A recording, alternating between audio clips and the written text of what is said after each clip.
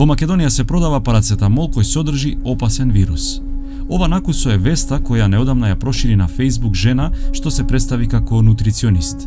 Подоцна стигна демант од Министерството за здравство со оценка дека ја напишал некој неук. Излезе дека е лажна, постот повеќе не постои, но случајот предизвика медиумско внимание.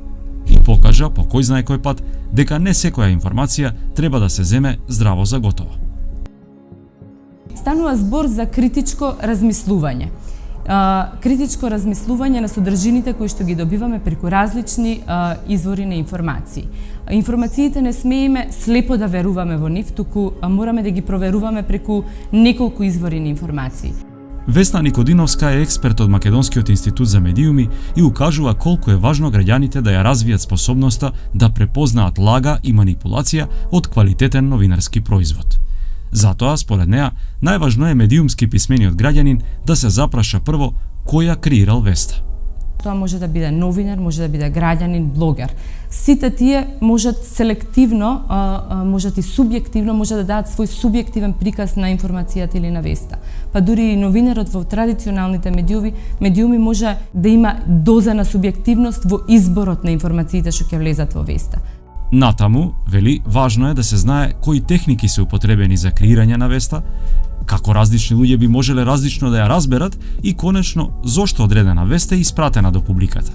Со други зборови, медиумски писмен граѓанин значи некој кој што откако ќе ги проследи информациите има способност да анализира, да ги процени па дури и самиот да креира пораки. Но како да се постигне тоа? Во Агенцијата за аудио и аудиовизуелни медиумски услуги објаснуваат дека најважно е образованието. Образовните институции од основното образование па нагоре сите и приватните образовни институции може да користат медиумската писменост како пристап, како начин на развивање на критичкото мислење кај децата од најрана возраст, затоа што токму тоа е оно што сакаме да го добиеме со медиумската писменост, тоа се свесни граѓани кои што се подготвени и кои што знаат како критички да ги читаат медиумите.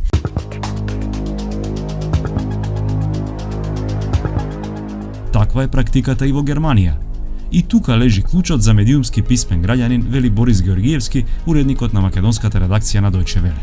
Но објаснува дека заслуга имаат и високите стандарди што ги поставуваат медиумите. Класични заштитни механизми нема, меѓутоа медиумите генерално и во образовниот процес и самите медиуми подоцна му обрнуваат големо внимание на тоа, нели, да постои една читачка култура, да има еден квалитетен медиумски производ кој што ќе остава впечаток кај граѓаните, кај читателите, кај публиката генерално, значи ќе гради еден имидж на пристојност, на добра комуникација и на квалитетни содржини.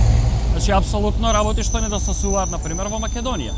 Сепак и кај нас се чини не е се така како што изгледа. Истражувањето што го спроведе лани Агенцијата за медиуми дава интересни показатели.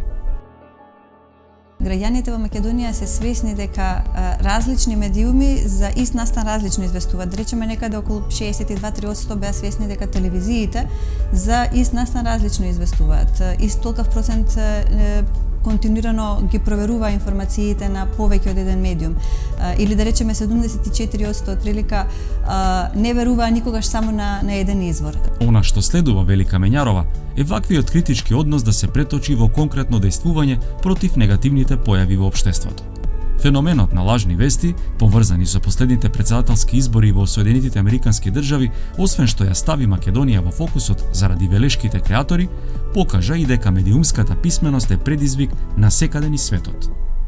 Тоа е и лекција дека треба да се анализира кога се гласа на избори подеднакво добро како кога ќе се пие парацетамол.